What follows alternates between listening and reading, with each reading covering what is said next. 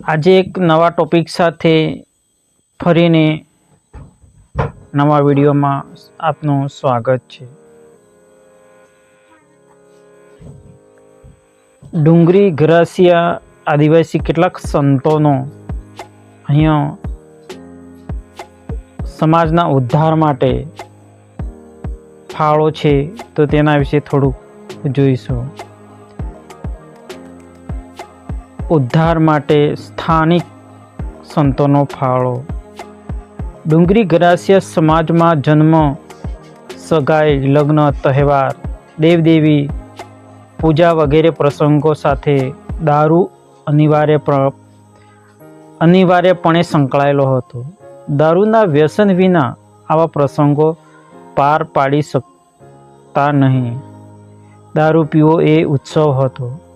વળી દેવદેવીઓને અથવા તો કહો કે બોપાઓને રીઝવવા માટે પણ દારૂ તથા પશુ બલિ, બકરો પાડો, મરઘો વગેરે અનિવાર્ય હતા।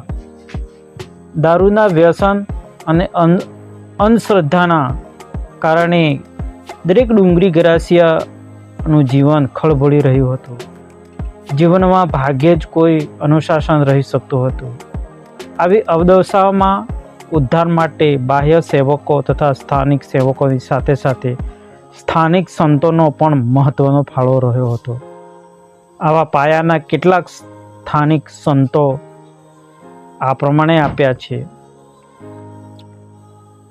તેજાદાસ, જે કનૈયા રાજસ્થાનના તરીકે થઈ ગયેલા એવું કહેવાય છે। લાલદાસ પારગી, ઓડ ભિલોડા તાલુકામાં આવેલું। જીવણદાસ પારગી, એ પણ ભિલોડા તાલુકાના ઓડ ગામે થઈ ગયા। સંત સુરમલદાસ ખરાડી, લુસડિયા, જે શામળાજી નજીક આવેલું છે, ત્યાં એક સંત સુરમલદાસ થઈ ગયા। તેમની બહુ બધી કથા વાર્તાઓ આપણને જોવા મળે છે। મહંત મંગળદાસ રૂપસી ડામોર, સંદવાસા, આ પણ વિજયનગર તાલુકામાં આવેલું છે। દેવાદાસ કોંડોલપાળ, એ ભિલોડા તાલુકામાં આવેલો છે। અમરાજી અસારી, સરકી લીમડી, રામદાસ તબિયાડ, જાયલા, સુકાજી ભગત, ઇટાવડી, શામળાજી સોદાજી મોડિયા, વાંકડા, કાબાજી હીરાજી મોડિયા, વાંકડા, ગોવિંદ મહારાજ બરંડા, કિશનગઢ, રૂપાજી બરંડા, પાંચમહોડી, મહંત થાવરદાસ જીજોડી, કોદરદાસ ઝીંઝોડી,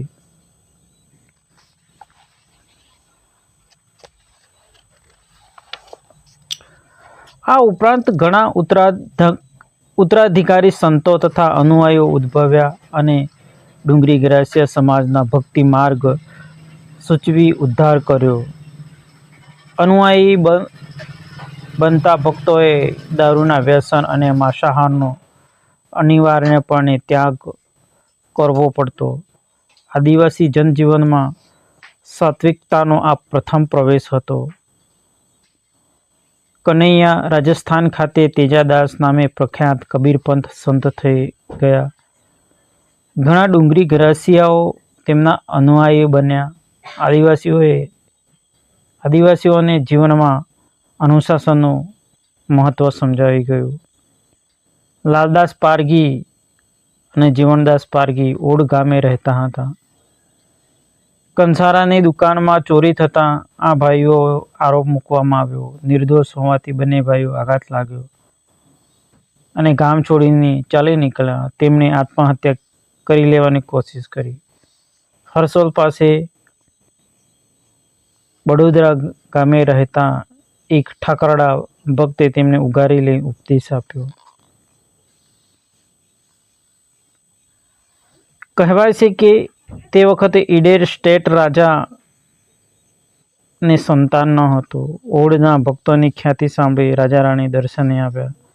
લાલજીદાસ અને જીવણદાસના આશીર્વાદથી તેમને સંતાન પ્રાપ્તિ થઈ. અહોભાવનાના કારણે રાણી વારંવાર દર્શને આવતા હોય. ઈડર સ્ટેટ દ્વારા ભેટાળી કાંઠાનો માર્ગ તથા સ્નાન વિધિ માટે ઓડ ગામે તળાવ બનાવાયા. તળાવને રાણી તળાવ કહેવાયું. સુરમલદાસ ખરાડી લુસડિયા ગામે રહેતા હતા. તેઓ લાલદાસ અને જીવણદાસના બનેવી હતા. તેમને તેઓ ગણકારતા નહીં અને યુવા વયે પાપી તેમજ અત્યાચારી મનાતા હતા. ઓડ ખાતે કોઈ ધાર્મિક ઉત્સવમાં હાજરી આપવા લાલદાસે અને જીવણદાસે પોતાની બહેનને આવવા આમંત્રણ આપ્યું. પતિ સુરમલદાસે સાંજે પાછા આવી જવાની શરતે જવાની પરવાનગી આપી. બહેન ઓડ ખાતે ગયા અને ભાઈઓને મળ્યા, પરંતુ સાંજે મોડે સુધી લુસડિયા ખાતે પતિના ઘેર પરત ન આવ્યા. તેથી સુરમલદાસે ગુસ્સે ભરાયા અને હથિયાર લઈને તેઓ ઓડ તરફના માર્ગે ચાલી નીકળ્યા. પોતાના મગજનો પરનો ક્રોધ પારાવાર હતો. રસ્તામાં એક ગાય મળી.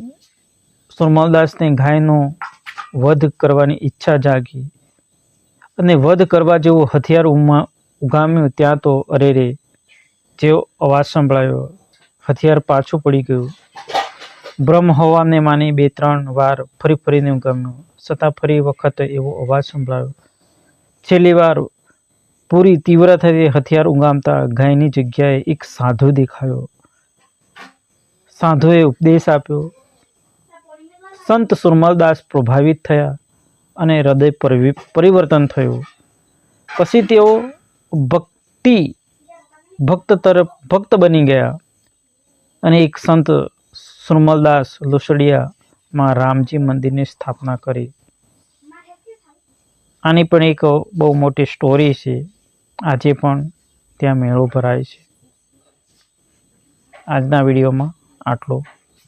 મારો આ વિડીયોનો પ્રયાસ ગમ્યો તો લાઈક